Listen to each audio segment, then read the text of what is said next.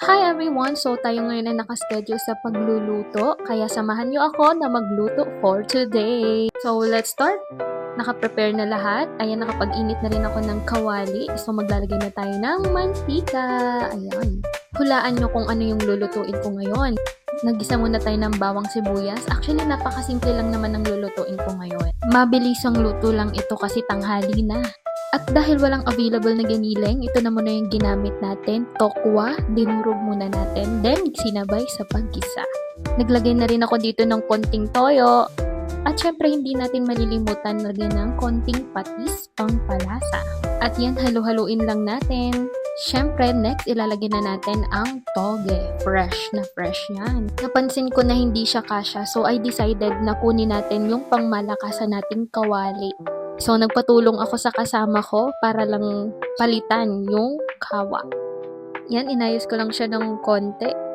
At ready nang isalin ang toge para mas maayos nating mahalo.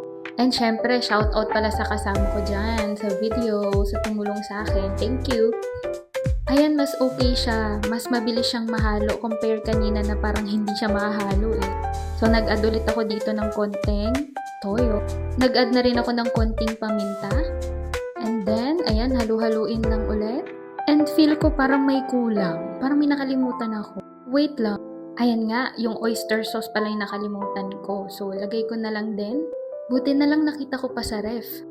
Ilagay na rin natin ang carrots. Ayan, at halu-haluin ulit natin. So, yan, tapos na. At habang pinapalamig ko yung niluto, umakyat muna ako sa taas kasi meron pala akong isasampay. Kasi kanina naglaba pala ako. Ayan, magsampay muna tayo. Dami nating duty today, no?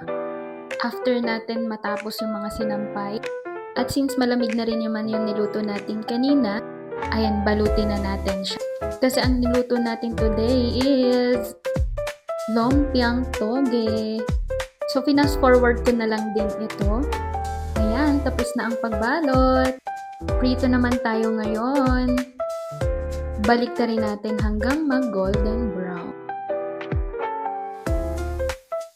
At yan na nga po, hindi makapaghintay. May kumuha na para tikman yung ating lumpiang toge.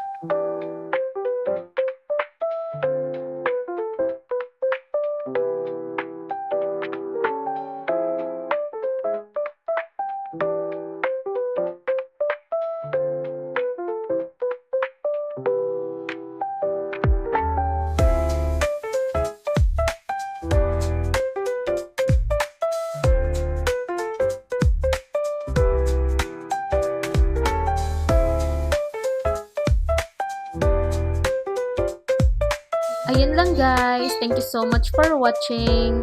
God bless you all. Bye-bye!